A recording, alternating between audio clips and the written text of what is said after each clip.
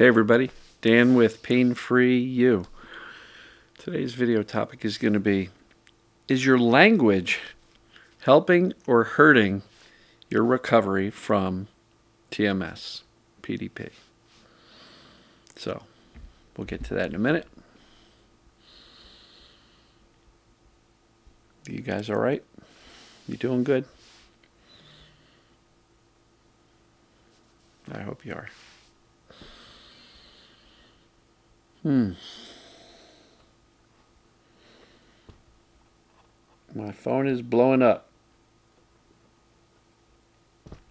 All right. Relax. Slow your breath. Sends a message of safety. So, is your language helping or hurting your recovery? Again, from this mind-body stuff that we're dealing with here, that I talk about all the time. And so what I'm going to encourage you to do is pay attention to the things you are saying. Thinking too, but saying out loud. Because oftentimes, we can speak things into existence, right? Speaking something out loud is more powerful than just thinking it. Why? Thinking is one modality, just a thought, right? Speaking, you're thinking it, you're saying it, you're hearing it, and you can put emphasis and emotion into the words. Try to just imagine yourself thinking something with vigor and encouragement, like, come on, we can do this. We've got this. There's nothing wrong with us. As opposed to thinking it. It's a lot more monotone, isn't it? So, if you'd like your language to help your recovery, as opposed to hinder it, put some emotion into the words. Put some emotion into it as if you're a coach, coaching a team. You guys, we're behind. It's halftime. We're 20 points behind in this game. I know you've got it in you. You're going to go out there and kick butt, take names later, and you're going to win this game. The coach is going to fire them up. So whose job is that? I try. I do my best to try to give you the encouragement, the techniques and the strategies and the calm and the reassurance. But on a moment-by-moment basis, it's your job. It's your job to be your own coach and use your language with intention. Because a lot of us are on autopilot and we don't even know some of the horrible things we're saying out loud, either about our symptoms, about this isn't working, I can't do this, or even worse, saying out loud negative, critical, judgmental, insulting things to ourselves. If you're walking around saying, I suck, I'm not strong enough for this, I'm too anxious, you're speaking those things into existence. You are saying them, you're thinking them, you're hearing them, and usually there's some despair that is detectable in your voice. So with intention, how can you start to shift your language? Coach yourself. Lift yourself up. Give yourself the encouragement that it's going to take to get through this journey. Because if you just think monotone, it's okay, I'm safe. All right, monotone. It may not bring enough positive energy to the recovery process. We're trying to convey authentically that I'm okay, safe. I'm safe, I'm safe, I'm safe. I'm frustrated that this isn't working, but I'm safe. I'm saying it all the time. It's not working yet. And so, observe your language. If you're talking to other people, review the last several conversations. Were you speaking about your symptoms? Were you complaining about your symptoms? Were you complaining about how difficult this process is? The brain's paying attention. The brain listens. And some of these things that we say just kind of come out automatically. Right? So you have to pay attention. You have to start noticing the language which you use on a regular basis and critically assess, are the things I'm saying helping me or hindering me? And if you're not sure how to answer that question, say, well, if somebody else were to say those things to me, how would I receive them? Coming from somebody else, coming from a best friend, how would I receive them?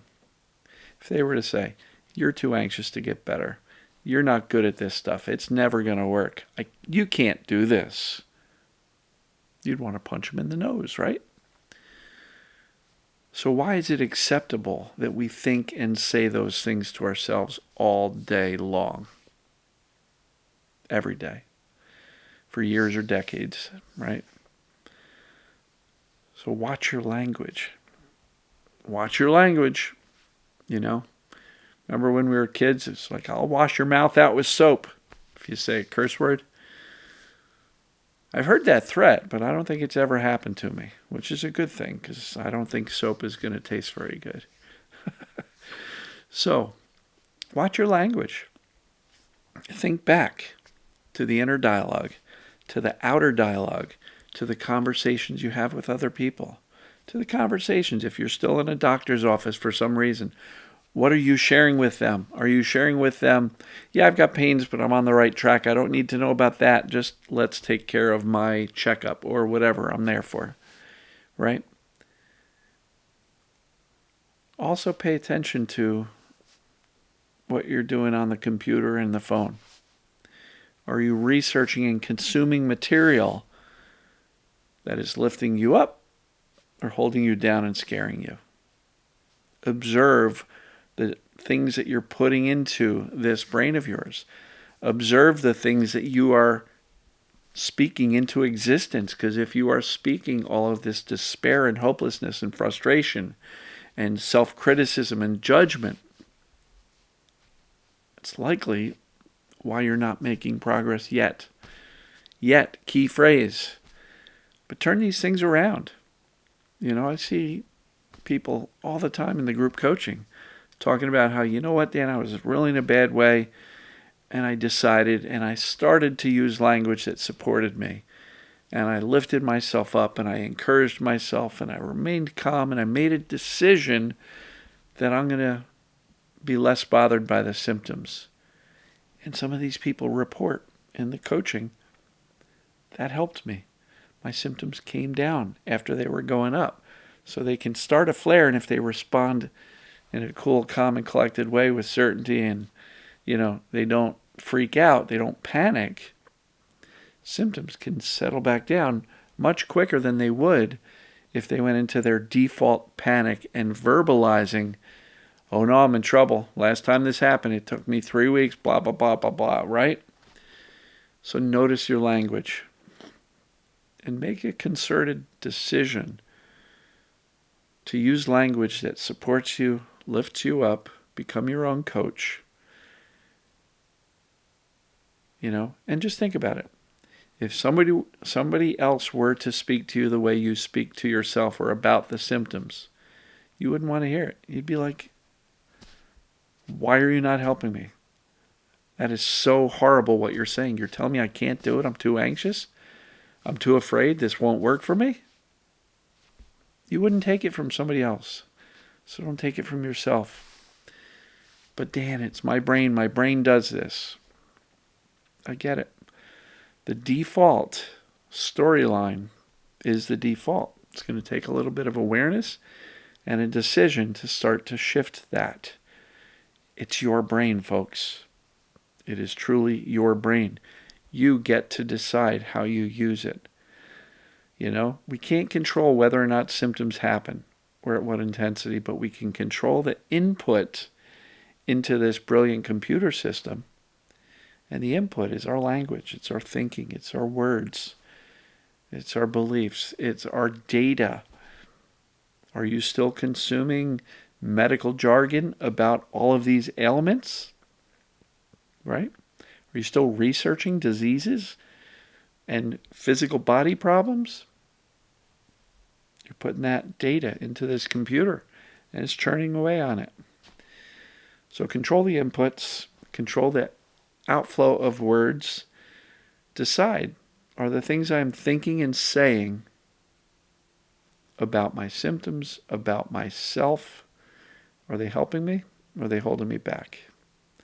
Really important, folks. Watch your language, because I really don't want to have to wash your mouth out with soap. I really don't. So, love you, folks. And as always, we will see you tomorrow. Take care, everybody.